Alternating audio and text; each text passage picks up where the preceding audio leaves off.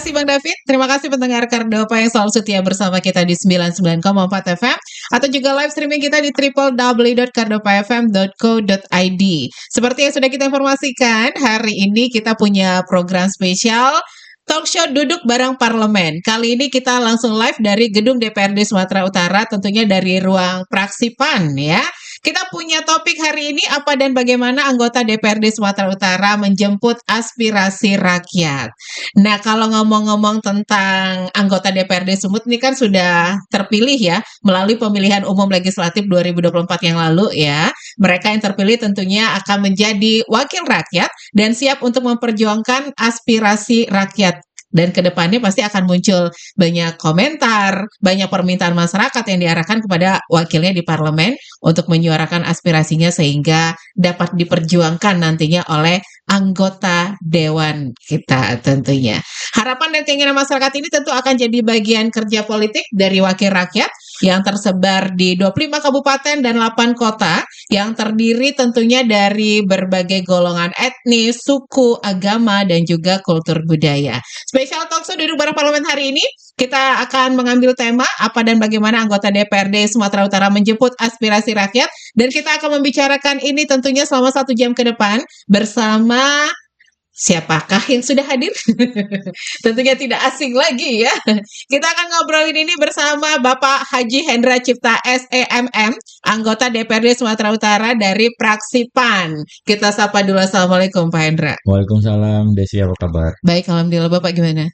Kayaknya ada yang baru ini. Iya, rambutnya. Rambut baru.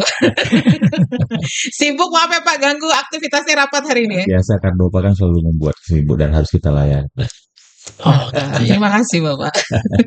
Terima kasih sudah bersama Kardopa, Pak Hendra. Terima kasih Bang Peter. Tentunya Desi juga ditemani produser kita Pak Peter Manopo. Ya. Legenda Kardopa ya. Ya, senior kami nih Pak. Oke, ngomong-ngomong tentang tema kita ini, kita apa dan bagaimana anggota DPRD Sumatera Utara menjemput aspirasi rakyat.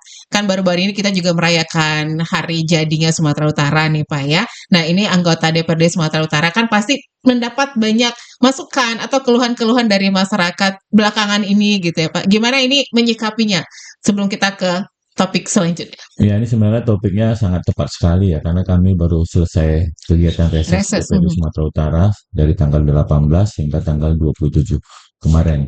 Jadi memang ini topik yang diangkat oleh Kardopa ini sangat aktual sebenarnya untuk kita sampaikan. Jadi memang bagaimana cara kita menjemput aspirasi tentunya sudah ada mekanisme-mekanisme di DPRD ini, termasuk kegiatan reses yang memang ditujukan buat menyerap seluruh aspirasi kita, masyarakat kita di dapil-dapil masing-masing. Nanti seluruhnya itu akan dirangkum dalam laporan hari ini tadi laporan. Jadi laporan hasil reses dari 12 dapil yang ada di Sumatera Utara. Secara umum ya laporan-laporan reses kita itu dari tahun ke tahun itu hampir sama saja sebenarnya yang menjadi keluhan masyarakat. Yang paling utama itu adalah keluhan mengenai pelayanan kesehatan. Banyak masyarakat kita yang BPJS-nya sudah mati gitu kan. Dia dulu dia bisa hidup dengan BPJS mandiri karena memang ada penghasilannya. Kemudian karena waktu ataupun ada perubahan ekonomi mengakibatkan dia nggak sanggup lagi membayar BPJS mandiri. Kemudian dia tertunggak ketika sakit tidak bisa difasilitasi oleh pemerintah kita, oleh pelayanan kesehatan kita. Belum lagi persoalan KIS kita gitu kan. Jadi persoalan-persoalan itu yang selalu kalau di kalangan petani misalnya persoalan pupuk yang sulit, kemudian harga pupuk yang masih tinggi, kemudian ibu-ibu UMKM yang membutuhkan support dari pemerintah Sumatera Utara bagaimana mereka bisa tahan secara ekonomi keluarganya gitu kan. Ini yang menjadi persoalan-persoalan. Termasuk juga persoalan pendidikan, banyak sekali kit yang memang sangat dibutuhkan oleh masyarakat kita. Ini harusnya menjadi catatan-catatan kita yang selalu kita suarakan dalam setiap reses. Jadi mekanisme tata cara penyerapan aspirasi itu melalui reses yang digelar oleh DPRD Sumatera Utara itu 1 tahun 3 kali. 1 tahun 3 kali. Jadi dalam satu masa sidang itu 3 kali reses. Bapak maaf, dapil mana ini Pak? Di Deli Serdang, masa lupa? Oh, Deli Serdang. Sebagai tim sukses masa lupa? Mainnya Deli Serdang ya? Lupa. Oke.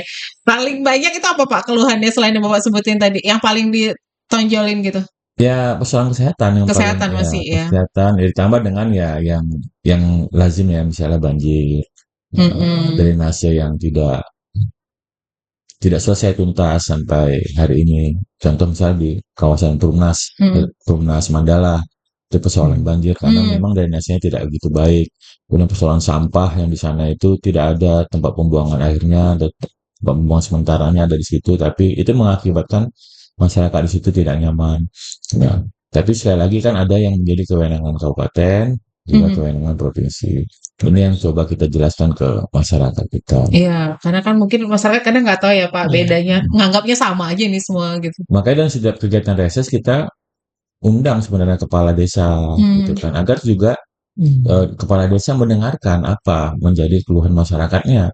Gitu. Kita artinya kalau ada persoalan-persoalan yang memang harus segera dijawab oleh kepala desa pada saat itu sebuah momentum yang memang bisa diambil momennya oleh kepala desa untuk menjelaskan kepada masyarakat kita. Banyak sekali persoalan-persoalan masyarakat kita tapi yang secara umum persoalan kesehatan menjadi topik utama ya. Masih jadi PR masalah kesehatan ya.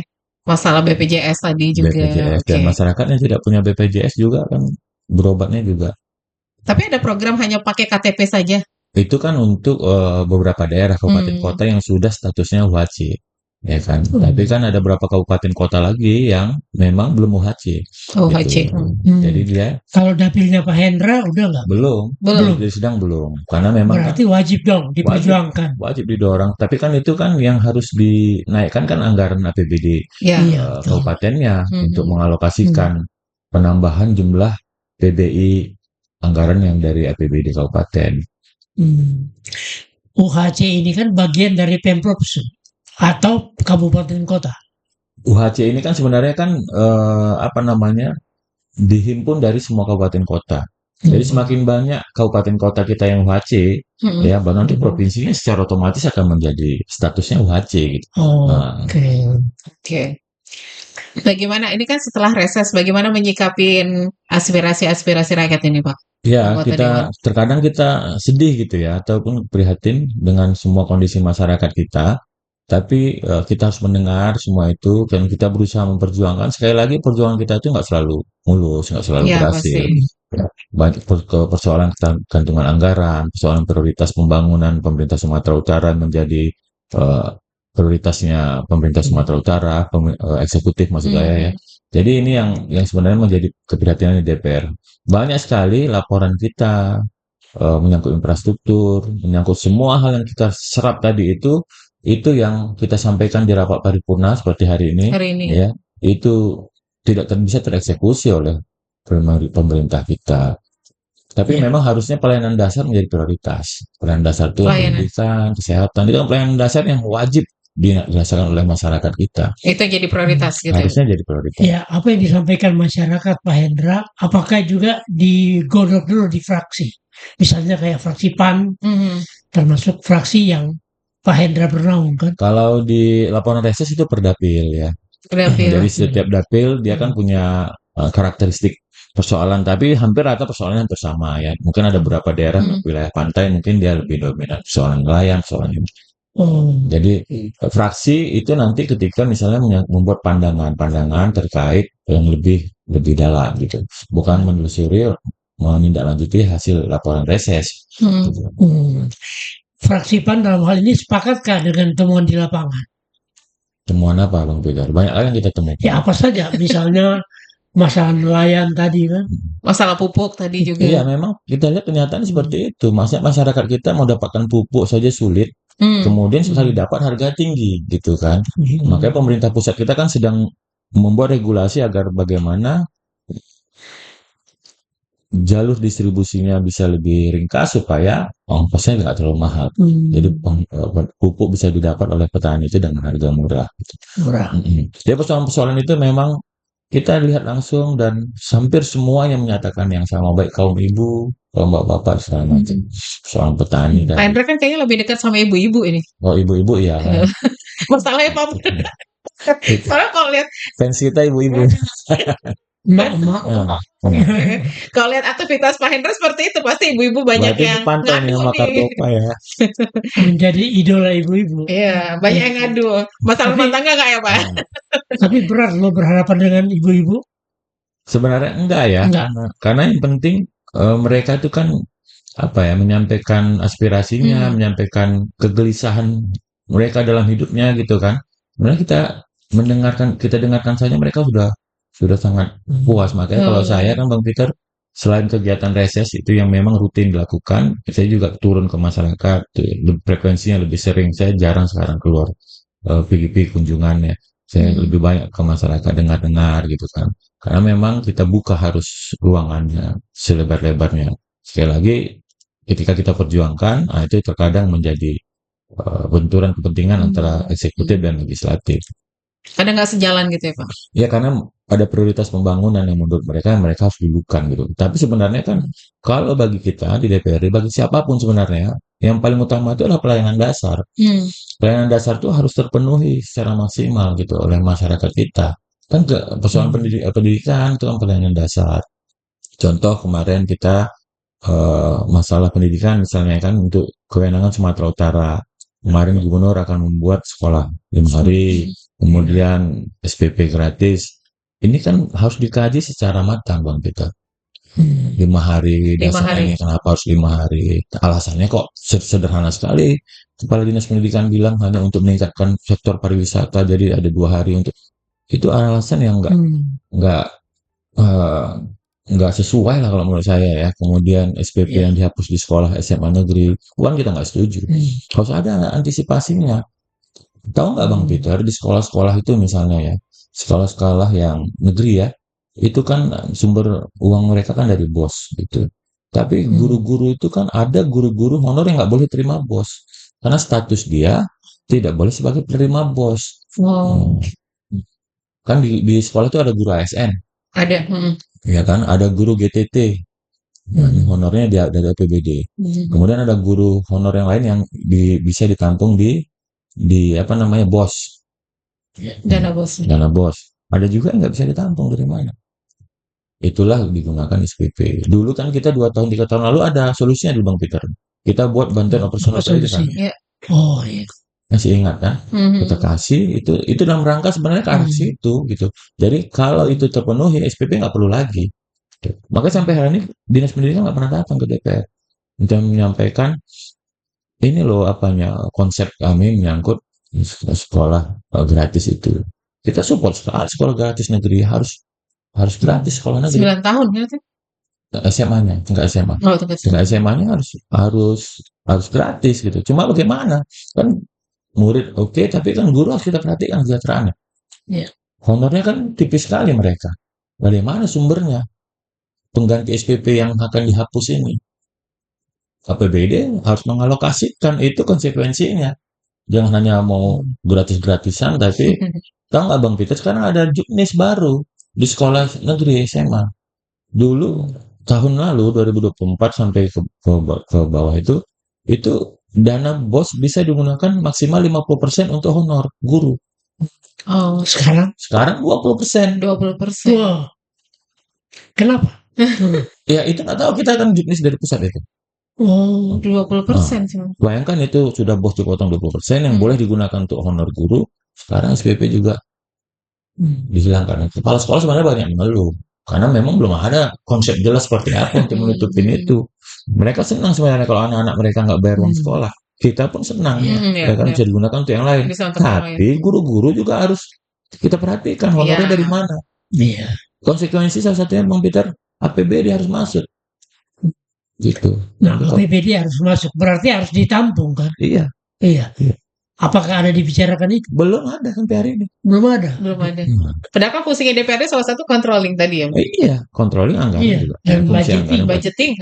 Jadi sebenarnya saya nggak tahu ya pemerintah kita sekarang ini kok OPD-nya ya, maksudnya nggak komunikatif untuk urusan ini ke DPR, sementara kita lah yang mengawal semua kebijakan itu agar bisa berjalan dengan baik. Pasal saran Bang Peter tahu nggak misalnya isunya bagus sebenarnya yang dibuat Pak Gubernur kita itu sekolah gratis nggak CLTA.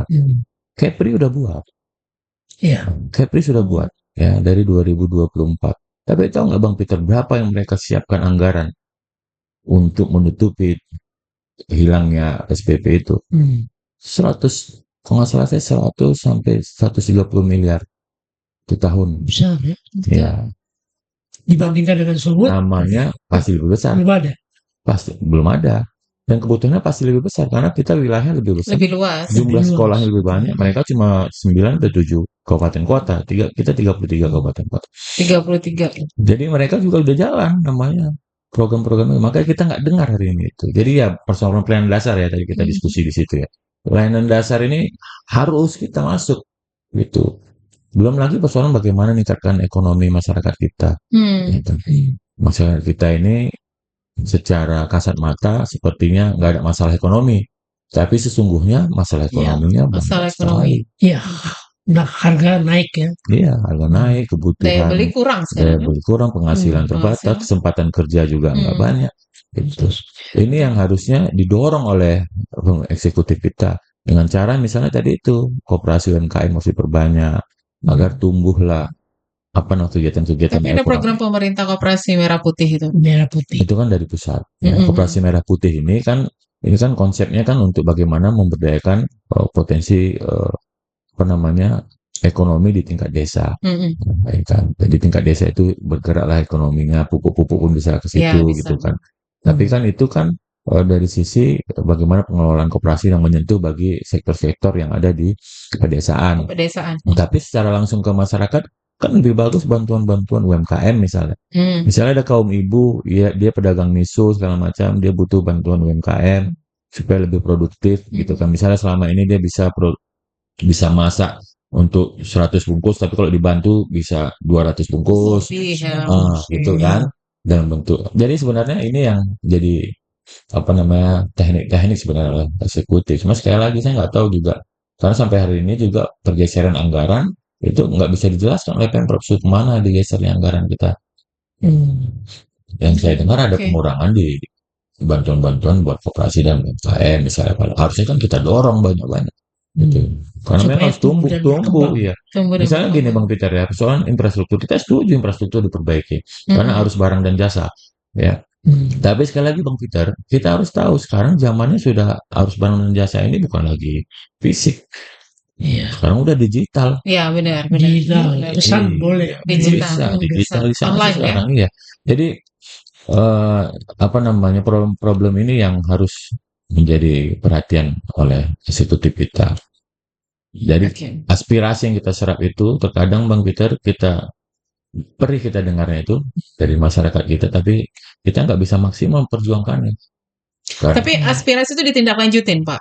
Ada yang ditindaklanjuti. Cuman kan kadang masyarakat Cuma bilang kan percuma persentase. nih lapor gitu, padahal nggak ada tindakan Iya. dari DPR. Kalau ya kan DPR kan memang nggak bisa ngambil tindakan, yang Nggak bisa bisa ngambil itu kan action. eksekutif.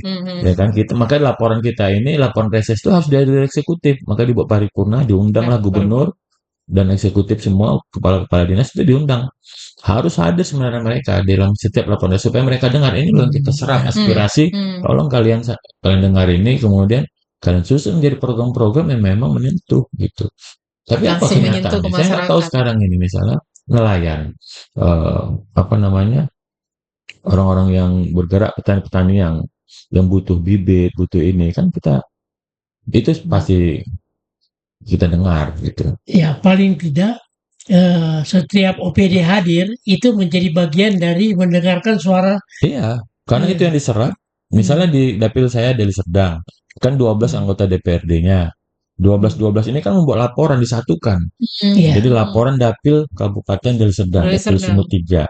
Semua problem yang ada di Deli Serdang di situ kelihatan. Karena kita catat. Reses itu kan dicatat, ada yang mencatat, ada yang merekam, itu dicatat semua problem-problemnya. Misalnya contoh misalnya kemarin saya tuh Bang Peter, jalan, infrastruktur misalnya dari Galang dari Bubuk Pakam ke Galang yang melintasi Kecamatan Pagar Merbau itu jalannya sangat rusak sekali, itu jalan provinsi. Itu kan kita catat itu. Persoalan misalnya tadi itu orang sakit yang tidak punya BPJS, bagaimana Pak? Itu sakitnya sudah parah sekarang kami nggak sanggup lagi untuk apa namanya melanjutkan BPJS mandiri kami. Kami aja sekarang udah jadi tukang bangunan. Jadi problem-problem itu memang eksekutif mendengar itu. Yang dengar itu salah satu salurannya cuma DPR yang punya DPR. fasilitas reses. Eksekutif nggak punya fasilitas reses. Eksekutif nggak Jadi- punya fasilitas untuk menyerap aspirasi. Seharusnya DPR tadi eksekutif terjadi. hadir ya. Makanya harusnya eksekutif hadir aspirasi yang sudah diserap oleh Yang anggota dewan dirangkum tadi. ini diambil, mereka harus jadikan sebuah program-program yang memang menjadi kepentingan masyarakat kita. Ya, seperti yang Pak Hendra katakan tadi, di sektor pendidikan, apakah memang kadisnya ataupun jajarannya ikut mendengarkan enggak? Harusnya ikut, Harus kan? harus. Karena kalau paripurna, semua kepala dinas kita undang. Kepala dinas kalau paripurna yang menyangkut paripurna yang sifatnya bukan internal, ya, seperti laporan reses, itu semua kepala dinas hadir. Makanya kalau paripurna kan penuh. Ya, rame. Kita parkir pun payah kadang-kadang anggota dewan. Parkir kita pun pinggir-pinggir udah. Itu bukti bahwa mereka datang gitu.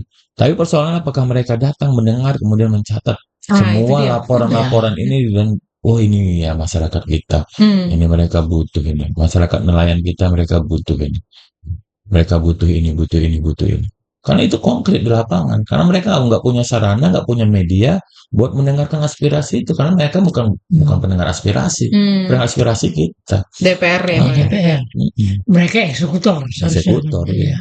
Nah, apakah anggota dewan bisa mendorong mereka untuk misalnya apa temuan itu dibahas, kemudian dalam beberapa waktu itu dituntaskan pekerjaan? Bisa. Ya? Nah, ya itulah nanti ketika laporan reses itu bahan kami juga, bukan hanya bahan eksekutif. Itu bahan kami ketika kita misalnya rapat di badan anggaran, ya kan? Di situ kita akan bahas kita ada masalah nih. Gitu. Kita ada ini. Contoh Bang Peter, kayak baru 2 minggu lalu tuh ada sebagian bukan reses itu. Justru aspirasi yang kita serap karena kita justru karena sering buka komunikasi melalui berbagai macam media kan, ada medsos, ada ini masuk ke WA, ke Instagramnya itu misalnya, Pak Hendra, saya ini status saya P3K, honor P3K, bukan honor sih ya, P3K statusnya. P3K. Provinsi Sumatera Utara. Tapi Pak Hendra, kami hanya terima gaji saja, kami belum terima TPP. Sudah gelombang ketiga. Kita nggak dapat TPP. Sementara P3K itu harus ada TPP-nya. Kalau nggak, jangan angkat P3K, jadikan honor biasa aja. Ya, jadi problem ini kita sampaikan, saya nggak tahu eksekutif bisa mengeksekusi nggak? Bisa eksekusi atau harusnya bisa kan, duitnya ada. Anggarannya ada ya? Ada, ketimbang semua jadi infrastruktur ya sebagainya, meningkatkan kesejahteraan lah. Kalau kesejahteraan, bayangkan Bang Peter, kalau kesejahteraan masyarakat meningkat, contohnya B3K tadi diberikan kesempatan ditambah TPP-nya kan, roda ekonomi kan dia kan belanja kan. Ya, akan berputar. Iya, betul. Cuma memang DPR melalui anggotanya kan mendorong, eksekutornya kan adalah Pemprov. Tetap Pemprov. Nah, kalau mereka nggak mau gimana? Kalau mereka nggak mau, kita ada evaluasi di sini. Oh, tetap evaluasi. Ada evaluasi kan di dalam rapat badan anggaran ada evaluasi. Nah, terkadang tarik menariknya di situ. Kita maunya masyarakat misalnya dapil saya, misalnya kan, kalau dia laporan reses, terkadang kan kita menerima aspirasi bukan dari dapil aja, bisa dari masyarakat di luar dapil kita. Contoh yang tadi P3K tadi kan itu Sumatera Utara. Misalnya ada guru ratusan bahkan ribuan guru yang dia terdaftar di Dapodik tapi sertifikasinya nggak dapat. Banyak Bang Peter itu, dan itu kita dapat terus, dan saya sampaikan langsung ke dinas terkait, ini tolong dibantu cari solusinya, jangan dipersulit, kalau bisa dipermudah, karena dana sertifikasi kan dari APBN ini, bukan dari APBD. Ya lengkapi secara administratif bagaimana mereka semaksimal mungkin bisa menerima APBN itu melalui sertifikasi itu, dimudahkan semua. Banyak ribuan Bang gitu. Jadi kalau kita cerita, makanya waktu Bang Peter bilang, Pak Hendra kita mau diskusi Kardopa dengan DPRD terkait aspirasi, cocok ini baru siap. Maksudnya biar masyarakat juga paham ya Pak, biar tidak saling menyalahkan DPR terus ya, gitu. Iya. Apa ini kerjanya anggota dewan gitu. Tidur, cuman ada prosesnya ternyata ya kan. Ya, tadi kan Pak Hendra mengatakan soal pendidikan. Bagaimana koordinasi dengan Kadis? Dinas terkait Kadis. Ya, kalau selama ini kan suatu periode sebelumnya kita bagus koordinasi. Jadi banyak hal yang bisa kita tuntaskan bersama-sama. Dengan itu saja masih banyak persoalan. Komunikasi kita bagus, ya kan? Karena memang kemitraan dibangun dengan baik. Problem pendidikan juga masih banyak. Masih banyak ya. Bayangkan kalau tidak ada komunikasi. Apakah karena persoalan personilnya yang baru? Ya, pasti personil lah. Dari Pemko Medan. Itu pasti personil. Kalau DPR ini kan SDM. siapapun dia, mau dari manapun dia, bahkan dulu Pak Larson pun dari Jakarta, dari DKI masuk ke sini, kita welcome. Kan yang kita lihat kan posisinya sebagai kepala sebuah lembaga, organisasi perangkat daerah, OPD atau dinas kan. Kan kita nggak melihat dia dari mana, mau dari Medan dan segala macam. Tapi yang penting dia bisa membangun kerjasama, membangun komunikasi, karena semuanya dibahas di sini. Termasuk anggaran dibahas di sini, program strategis dibahas di sini. Bayangkan kalau nggak dibahas sampai itu, contoh tadi itu aja. Makanya kemarin kawan-kawan di Komisi E, dan kawan-kawan saya itu ya agak membuat statement yang agak keras sama dinas pendidikan, karena sampai hari ini mereka belum menyampaikan ini loh konsepnya. Sementara tuh tahun ajaran baru akan segera masuk tahun ajaran baru. Masuk ya. Nah, bagaimana menyelesaikan itu, Pak Hendra? Menyelesaikan yang mana, Bang? Hubungan antara DPR dengan Kadis Pendidikan misalnya. Ya sebenarnya memang ada masalah ya. Itulah sebenarnya yang dibutuhkan komunikasi. Komunikasi harus baik, dibangun gitu kan. Setahu saya kalau di DPRD ini komunikasinya cair. Boleh dibangun. Kan nggak pernah nutup diri kita di DPR ini. Semua orang bisa masuk. Semua ini bisa berkomunikasi gitu. Masyarakat juga bisa langsung datang kemari. Justru OPD yang menutup diri untuk komunikasi ke gitu. Ada yang menutup nih. Ada yang menutup diri. Gitu. Ngapain ditutup? Orang kita buka pintunya, siapapun malah kita undang hadir. Misal kemarin masalah SPMB, penerimaan siswa baru, juga itu datang. Masalah kawan-kawan saya kan Komisi E juga masih. Karena kita senior, kita agak senyum-senyum sedikit lah Bang gitu. Marah-marah aja capek. Tapi ini termasuk salah satu program Pak Presiden Sekolah Rakyat menyentuh dunia pendidikan. Ini gimana menurut Bapak? Itu bagus sebenarnya. Sekolah rakyat itu kan membuka kesempatan, tapi ini di luar yang program provinsi ya. Sekolah rakyat ini kan sebenarnya program Pak Prabowo ya. Pak Prabowo ini kan kita tahu dia kan putranya Pak Sumitro. Pak Sumitro ini adalah salah satu tokoh sosialis ekonomi yang berpaham sosialis ya, ekonomi dan program sosialis. Dan lihat aja program-programnya, Koperasi Merah Putih, itu kan semua program-program sosialis yang memang langsung ke akar, langsung ke bawah, ke masyarakat, termasuk sekolah rakyat. Karena memang kalau kita cerita ini Des, mengejar Indonesia Emas 2045, salah satunya pendidikan harus jadi backbone yang paling utama, nggak ada yang lain. Karena kan meningkatkan daya saing, sumber daya generasi muda kita. Gitu. Maka diperbanyak sekolah supaya apa? Supaya kesempatan memperoleh pendidikan itu bisa dibuka lebih luas sekolah-sekolah rakyat itu. Itu bagus program-program Pak Prabowo. Indonesia Emas, jangan Indonesia cemas ya. Atau mungkin gini Pak Hendra, hubungan ataupun komunikasi dengan Kadis Pendidikan Sumatera Utara itu Karena Kadis Pendidikan aja kan ada masalah apa Bang kita nama Kadis? Karena tadi kan bicara sekolah 5 hari.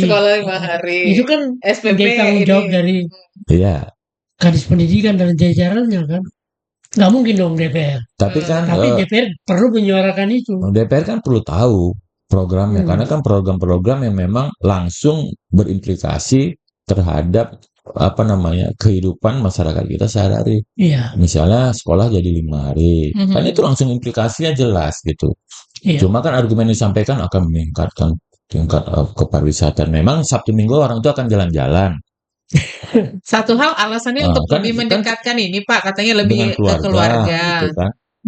Ini kan ya itu argumentasi yang nggak ilmiah gitu maksud saya gitu kan. Harusnya ilmiah bagaimana yang 5 hari ini dengan 5 hari ini bisa meningkatkan kualitas pelajar kita. 5 hari ini bagaimana? Karena semua dan kita pernah kok sekolah 5 hari. Masa saya dulu aja pernah 5 hari, tapi berapa bulan aja habis itu balik lagi. Betul nggak?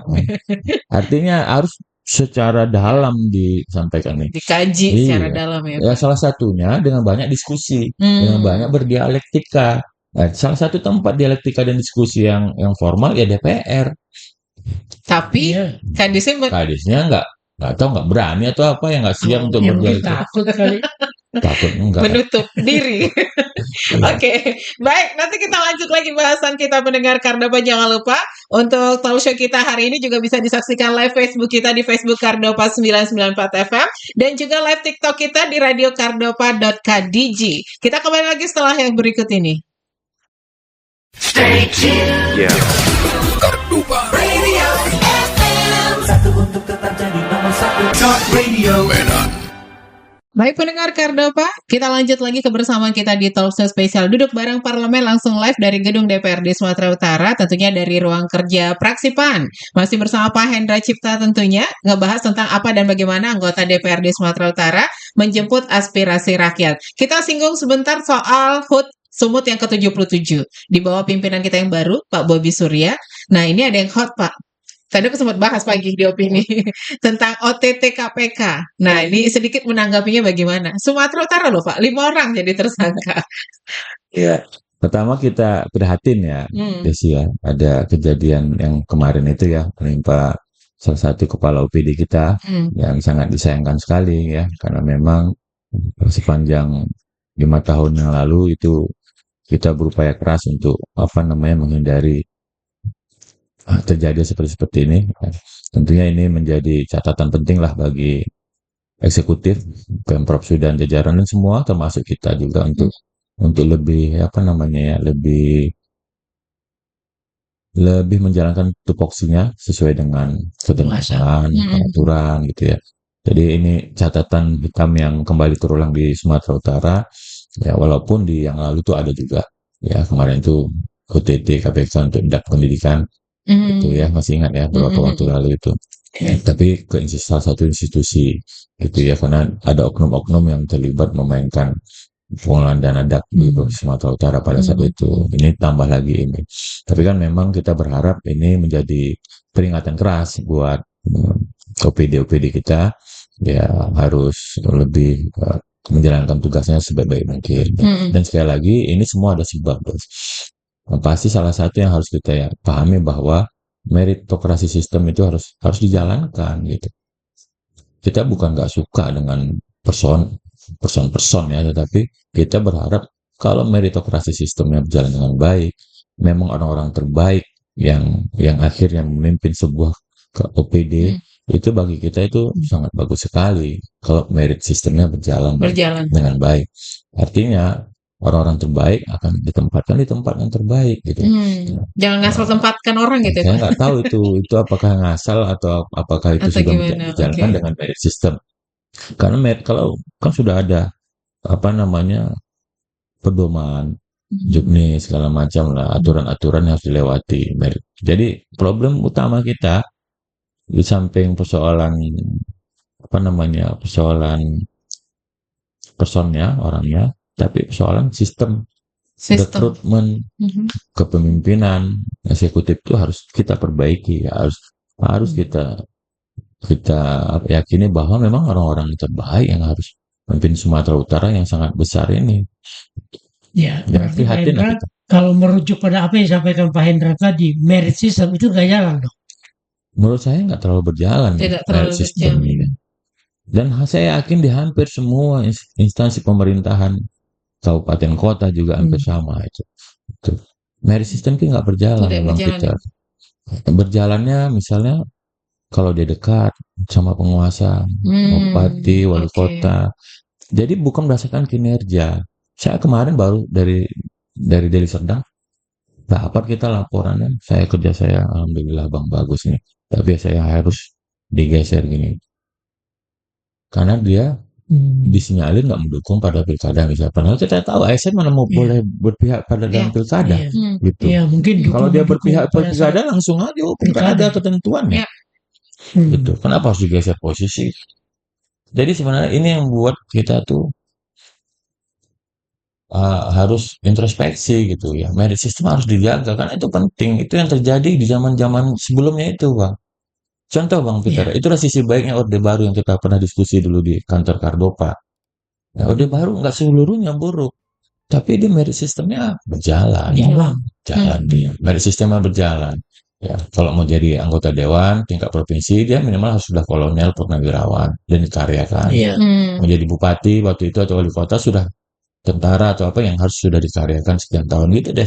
Nggak sembarangan bisa jadi pejabat publik gitu. Ya, penempatan seseorang gitu kan untuk menjabat kepala dinas itu kan ada pada pucuk pimpinan tertinggi kan, dalam hal ini gubernur.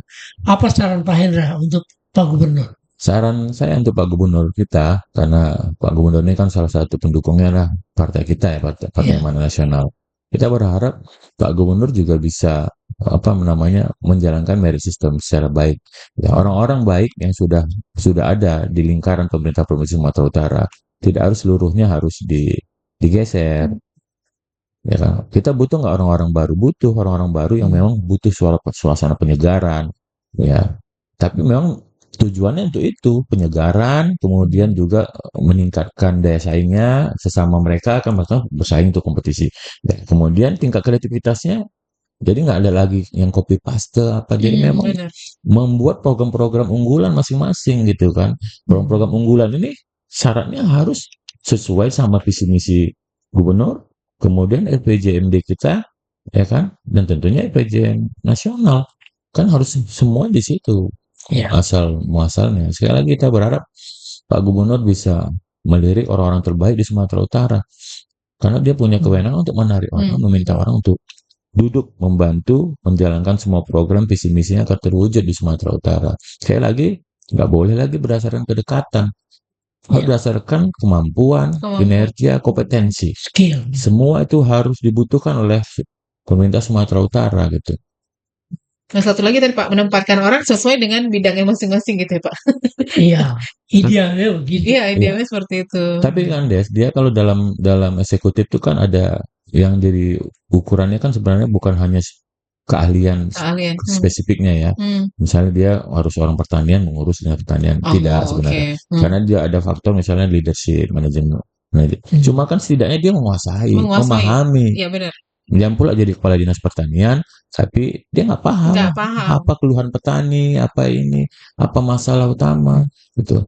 Seperti yang kita sampaikan kadis pendidikan, dia dari Medan Perkim, ya kan? Apakah salah jadi kadis? Nggak salah, karena ada sisi manajerial keorganisasian harus dikelolanya dalam. Tapi kan dia harus paham dulu apa isu-isu besar yang ada terjadi di Sumatera Utara tentang pendidikan, masalah-masalah pendidikan.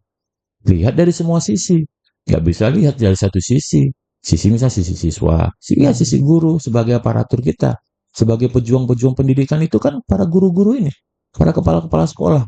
Apa masalah mereka yang paling utama yang harus diatasi itu dulu, gitu. Persoalannya apakah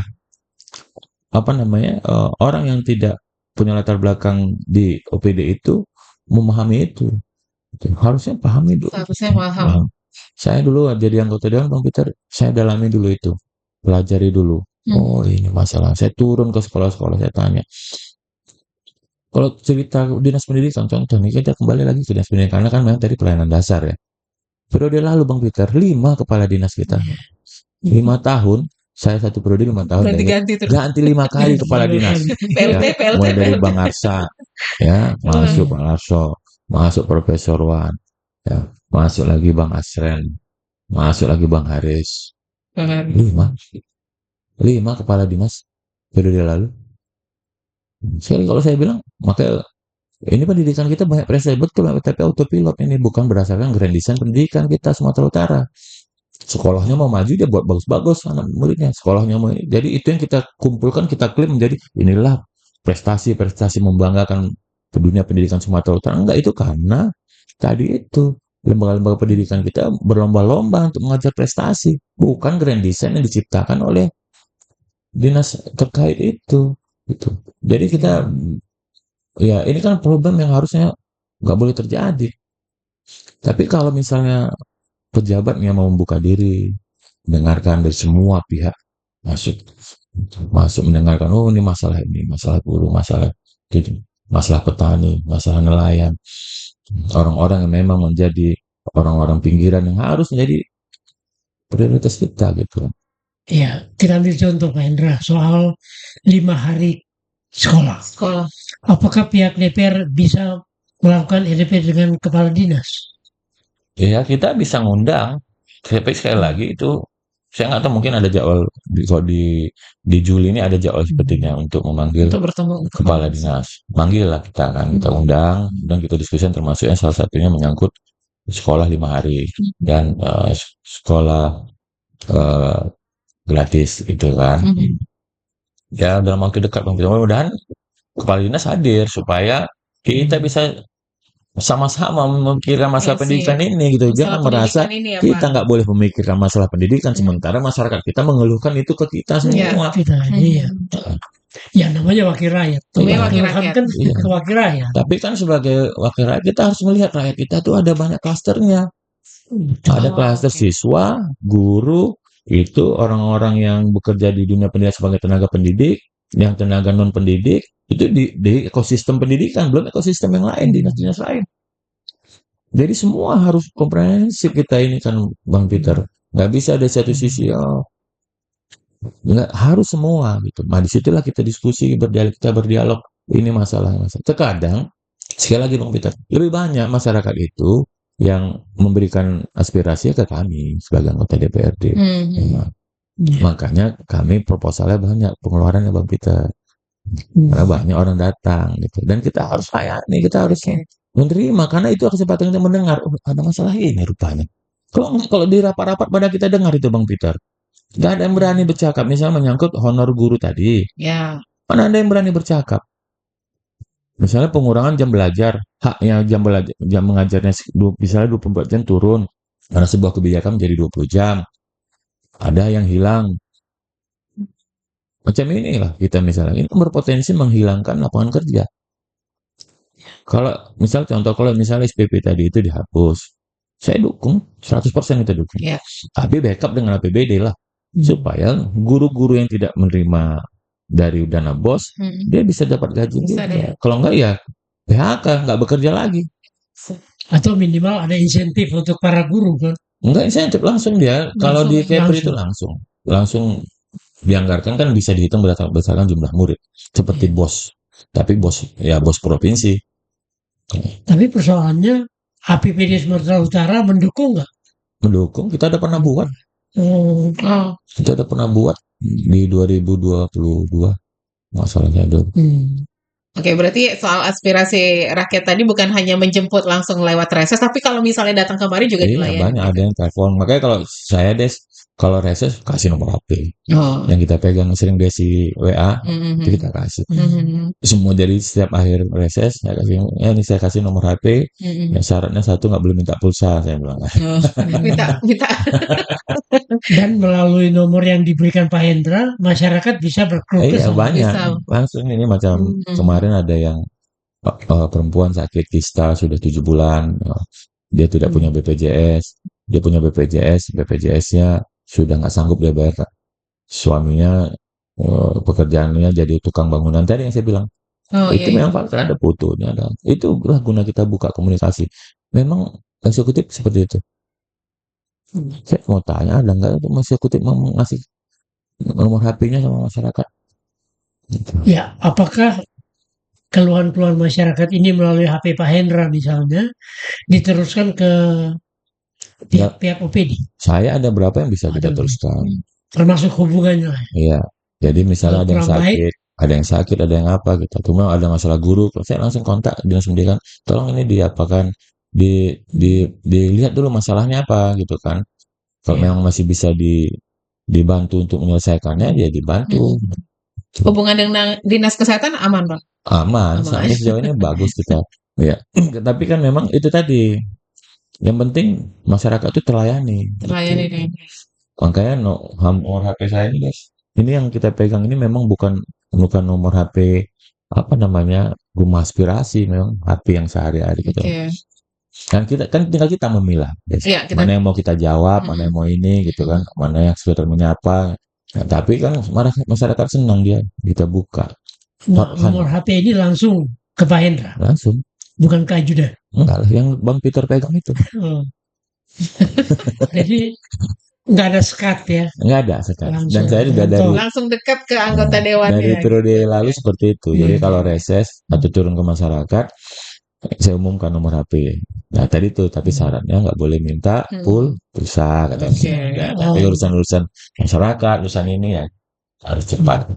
Nah, dari masukan dari masyarakat, apa yang pengen diharapkan soal perubahan nih dari DPRD Sumatera Utara untuk masyarakat Sumut loh? Sekali lagi masyarakat itu kan dia melihat DPR ini kan hampir rata itu kan kurang begitu baik ya.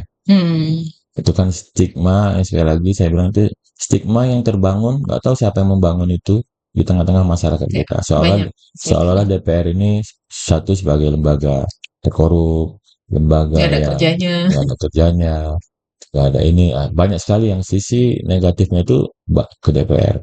Tapi kan di banyak kesempatan, ya itulah tantangan DPR, harus menunjukkan kinerjanya secara terbuka, gitu. Iya. Harus menunjukkan, oh kita kerja, ini yang kita lakukan. Maka DPR itu sayang sekali kalau sebagai anggota DPR nggak mau bersuara, nggak mau menyuarakan kepentingan-kepentingan masyarakat. Karena justru itu yang ditunggu oleh masyarakat. Tapi sebagian besar DPR kita banyak menjalankan fungsi-fungsi dengan baik, kan kita ada di sini.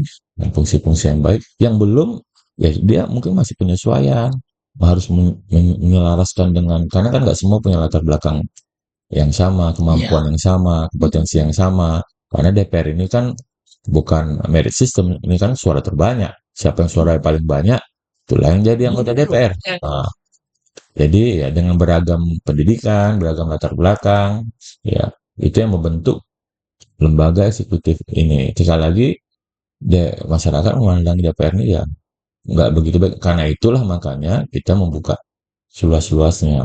Setelah dikasih pemahaman, oh ternyata benar. Saya bilang misalnya, untuk DPR kerja tidur itu, ya kan, ya karena paripurna. Karena paripurna itu hanya pembacaan. Wajar misalnya di DPR RI itu ada yang tertidur, yang tua-tua itu. Karena di rapat paripurna itu kan hanya pembacaan, mendengarkan pidato-pidato gitu. Iya. Orang khotbah Jumat aja pun banyak yang tertidur. Tidur. Ya kan? Jadi anggapan dari Iwan Fals, surat berbagi rakyat, rupanya masih ada sekarang ya. Iya harus, itu kan harus diingatkan terus-menerus Bang Peter ya. Orang saya pernah di dapil tuh turun buat kegiatan, terus habis itu ngumpul tim. Saya kan selalu gitu, ngumpul tim, ngopi. Di tempat kopi itu muter lagu suara wakil rakyat, atau singgung juga kita kan. Tapi ya itu yang untuk yang lain, bukan untuk aku. Untuk wakil rakyat.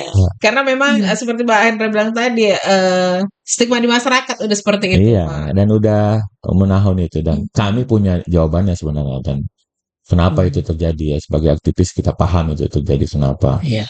Cuma Malah ada yang bilang udah mendingan anggota DPR dibubarin aja. tapi sini putusan MK bisa-bisa DPR yang periode ini diperpanjang ini. Diperpanjang 2 tahun lagi. Benar. Karena dipisahkan pemilihannya nanti. Iya, bisa. Jadi berarti keputusan MK itu membanggakan loh bagi anggota DPR. Membanggakan atau menyenangkan? Menyenangkan atau membanggakan? Nah ini terkait tadi perubahan yang kita juga pengen ada perubahan gitu ya Pak sebagai masyarakat juga. Nah terkait implementasinya gimana nih Pak nanti ke depannya gitu, hubungan dengan masyarakat, hubungan dengan dinas-dinas terkait juga. Implementasinya kalau kita dengan masyarakat, saya lihat juga beberapa anggota, hampir seluruh anggota dewan yang lain juga dekat sama masyarakat. Karena kita punya program-program yang hari ini memang langsung ke masyarakat. Ya, misal program reses, ada kegiatan sosialisasi, ada peningkatan wawasan kebangsaan. Kemudian inilah yang kita lakukan, misalnya kegiatan on air, langsung parlemen, goes to campus lah, segala macam. Itu dalam rangka menunjukkan, oh ini dalam rangka mempublikasikan. Mungkin selama ini itulah kelemahan, tidak ada publikasi yang masif. Makanya kegiatan-kegiatan seperti yang kita lakukan ini harus banyak. Diperbanyak di DPR ini harusnya, karena itu masyarakat harus tahu. Setuju Bang Peter ya? Cocok kan kalau ini ditambah frekuensinya kan? Setuju aja ditambah Karena memang frekuensinya. masyarakat Cuma harus kembali ke tahu. DPR kan. Iya, kembali harus. Dan DPR kan harus melihat itu memang dibutuhkan untuk menjelaskan kegiatan-kegiatan DPR. Contoh misalnya, tadi itu untuk membangun stigma bahwasanya DPR tidak tidur di paripurna. Itu kan paripurna. Tunjukkanlah yang kerja-kerja di komisi yang sampai tengah malam, rapat banggar yang sampai tengah malam. Berapa kali kita rapat banggar itu disampaikan, kan tidak terpublikasikan. Rapat kita keras dengan OPD atau dengan pihak-pihak, misalnya persoalan buruh. Kita misalnya persoalan buruh yang hak-haknya itu tidak terpenuhi, kan kita panggil perusahaan-perusahaannya, kita ini kan kita mediasi, bahkan kadang agak ada dinamika yang tinggi di situ. Apakah itu terpublikasikan dengan baik oleh DPRD? Kan tidak. Langkah itu publikasi jadi hal yang penting sebenarnya. Iya. Artinya Pak Hendra, publikasi dan sosialisasi terhadap kerja-kerja politik anggota dewan sangat dibutuhkan. Harus. Itulah fungsinya setiap anggota dewan harus punya media sosial ya Pak. Iya, tapi nggak harus. Tapi harus juga ya. Harus ya. Maksudnya biar tahu nih, oh ini kerja gitu. Harusnya ya dibuat itu supaya menunjukkan kita kerja kok ini. Iya. Dan apa namanya? Makanya nggak salah kalau ada anggota dewan yang membuat video-video yang ditemukan Iya. di lapangan. Benar. Iya, karena memang kan zamannya sudah seperti itu, Bang Peter. Eranya Iya. digital. Era digital ini harus dimanfaatkan untuk memberitahu ke khalayak luar bahwa ya ini kerja DPR gitu. Bukan cuma pencitraan kan, kita harus ya kita turun. Itu kan bukti-bukti. Dan saya lihat anggota DPR ramai-ramai sekarang bukan di Sumatera Utara, hampir semua provinsi, kabupaten, kota ramai-ramai udah melek medsos lah. Gitu. Iya, Iya. benar. Melek medsos dan banyak konten yang dibuat. Iya, dan punya tim. Punya tim. Punya tim buat membuat konten itu. Sekali lagi, mudah-mudahan semua itu orisinil gitu kan. Iya. Bukan pencitraan tadi seperti itu. Kita maunya orisinil dan memang itulah sesungguhnya gitu. Ada kerjanya gitu ya Pak ya. Fungsinya kita juga sebagai media seperti itu. Iya, dan media saya berharap justru di tahun mendatang lebih banyak lagi media, kemudian jangkauannya harus lebih luas supaya target capaiannya masuk gitu. Sekarang masyarakat kan udah malas lihat media cetak misalnya. Kemana? Dunia digital lah. Dunia digital ini harus diperbanyak sebagai sarana publikasi kegiatan-kegiatan DPR. Jadi sebenarnya keberadaan dan peran media itu sangat penting bagi anggota dewan. Tapi persoalannya kadang-kadang anggota dewan menghindar Pak kalau ketemu media. Gimana nih Pak Hendra? Itu kan bukan Hendra Cipta berarti. Oh gitu. Pak Hendra ngajuin Pak. Kita malah udah nunggu-nunggu Bang Peter ini kok nggak ngajak-ngajak lagi. Kapan-kapan udah banyak yang anggota DPR yang baru. Ya kan Pak Peter sibuk Pak. Ya mudah-mudahan ya kita positif lah berpikir mudah-mudahan mereka karena waktunya nggak tepat ataupun materinya nggak sesuai karena sekali lagi nggak semua bisa menguasai semua materi gitu. Tapi kan sebagai anggota dewan, sebagai anggota parlemen kan ngomong. Seharusnya kan ngomong juga, jangan diam. Harusnya gitu. Itu kan yang ideal. Kadang-kadang hidup ini kan nggak bisa ideal semua Bang Peter. Iya. Kadang-kadang ya soal pilihannya. Iya, kadang-kadang balik lagi soal pilihan. Iya, dan sekali lagi tergantung dengan SDM-nya kan. Kalau SDM-nya terbatas kan nggak mungkin kita paksa. Itulah menimbulkan nanti persoalan. Misalnya dia anggota itu sekali lagi karena memang anggota DPR itu kan terpilih berdasarkan suara terbanyak. Jadi misalnya kita paksa untuk berkomentar sesuatu yang dia tidak kuasai, kan ini bukan masalah. Oke. Kita kembali ke studio dulu. Sudah mau break kita Pak malahan. Sudah mau jam 3. Dan kita nanti akan memberikan ke Pak Hendra apa saja yang bisa disampaikan untuk pendengar kami. Ya, untuk sesi terakhir nanti ya Pak ya. Jangan kemana-mana pendengar Kardopa, tetap stay tune di 99,4 FM dan juga live streaming kita di www.kardopafm.co.id. Stay tuned. Kardopa Radio FM. Satu untuk tetap jadi nomor satu. Talk Radio Medan. Baik pendengar Kardopa, kita lanjut lagi talkshow spesial duduk bareng parlemen. Tentunya masih bersama Pak Hendra ya. Kita masuk ke sesi terakhir nih Pak. Untuk obrolan kita hari ini, apalah harapan untuk Sumatera Utara ke depannya supaya kita ini bisa maju, bisa lebih berkembang lagi gitu sih Pak. Ya, harapan kita tentunya Sumatera Utara ini ya seperti saya bilang ya, sebagai salah satu provinsi yang terbesar di Sumatera, ya harusnya bisa mengambil peran yang lebih dominan dalam pembangunan nasional kita ya, khususnya dalam mewujudkan Indonesia Emas 2045. Tentunya fase-fase tahapan harus dilewati, harus diprakondisikan dari mulai hari ini. Dan Sumatera Utara sekali lagi sebagai provinsi yang besar, perannya harus dominan dibandingkan provinsi yang lain. Karena di samping kita sebagai pintu gerbang wilayah barat di Indonesia, kita juga memiliki sumber daya yang luar biasa sebenarnya di Sumatera Utara. Semua kita punya potensi-potensi yang harus kita gali lebih maksimal dan tentunya bisa untuk meningkatkan kesejahteraan masyarakat kita di Sumatera Utara.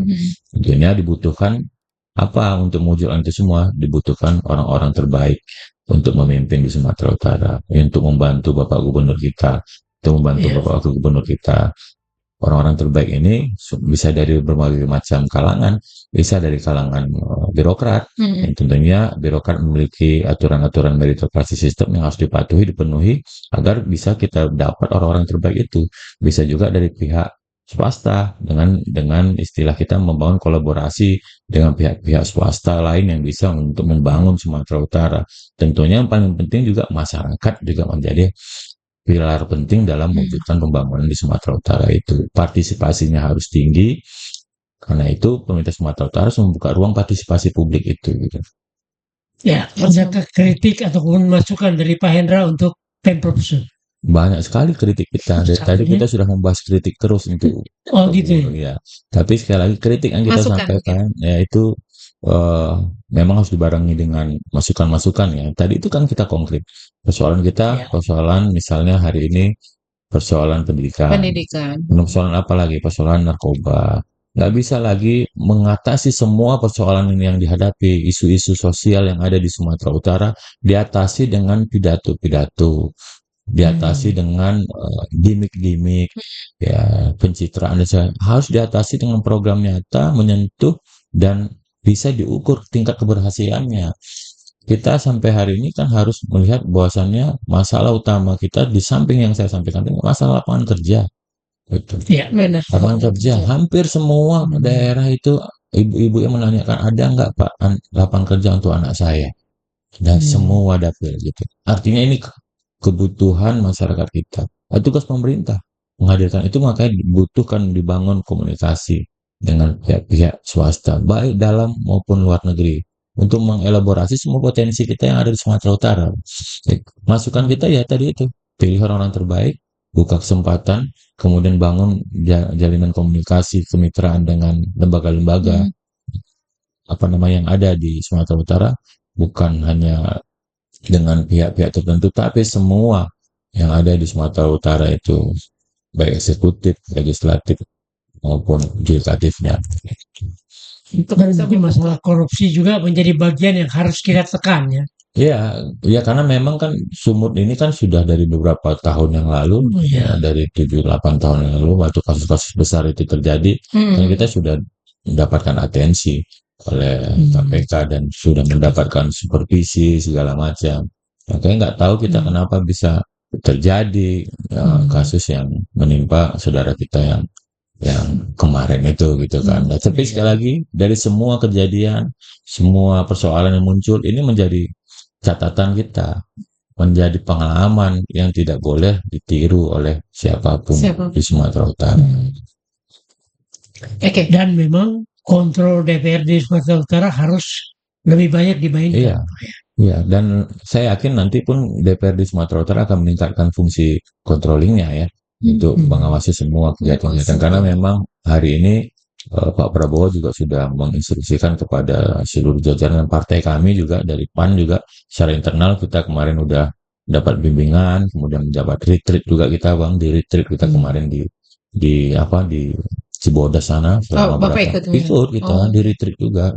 PAN itu satu-satunya partai yang membuat retreat buat semua anggota legislatifnya di seluruh Indonesia. Partai lain belum ada, baru kita. Itulah yang kita pelajari, bahwa harus kita tingkatkan lagi rasa nasionalisme kita agar sekali lagi meningkatkan kerja-kerja kami di DPRD. Satu hal Pak pengen disampaikan buat pendengar Kardopat terkait menjemput aspirasi nih, tugas. Ya kita berharap masyarakat jangan sungkan-sungkan. Ya, untuk menyampaikan aspirasinya. Gedung Dewan ini gedung milik rakyat. Siapapun boleh datang, apakah dia menggunakan media demonstrasi sebagai sarana meluapkan ekspresinya atau berdialog dengan wakil-wakil rakyatnya. Karena ini terbuka oleh masyarakat kita dan nggak sulit untuk masuk ke sini, nggak ada diperiksa KTP, kita lihat saja, terbuka sekali. Paling gampang masuk ke kantor-kantor, ya kantor DPR.